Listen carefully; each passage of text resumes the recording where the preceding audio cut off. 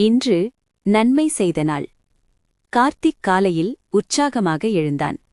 பாட்டி அவளை பார்த்து இனிய நன்மை நாள் என்று வாழ்த்தினாள். கார்த்திக், இன்று நாம் யாருக்கு உதவப் போகிறோம் பாட்டி எனக் கேட்டான்.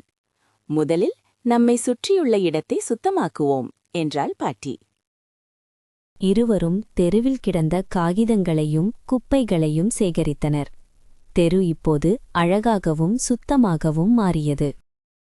அடுத்து பாட்டி பக்கத்து வீட்டு முதியவருக்கு உணவு கொடுத்தாள். உணவை பெற்ற முதியவர் மனது மகிழ்ந்து நன்றி கூறினார்.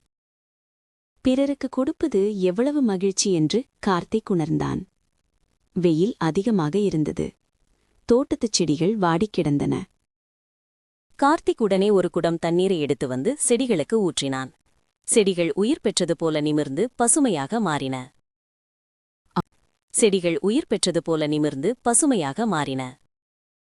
அப்பொழுது ஒரு சிறிய பழுப்பு நிற நாய் மூலையில் பசியுடன் நின்றிருந்தது. அதன் சோகமான கண்களைக் கண்ட கார்த்திக் மனம் உருகினான். உடனே அவன் ஓடிப்போய் ஒரு கிண்ணத்தில் தண்ணீர் கொண்டு வந்தான். நாய் ஆவலுடன் தண்ணீரை குடித்தது.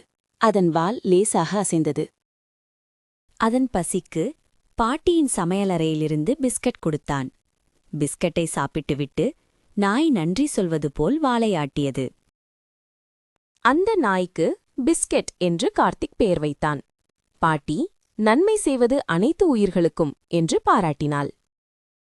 மாலை வேளையில் பாட்டி முதியவர்களின் சங்கத்திற்குச் சென்றாள்.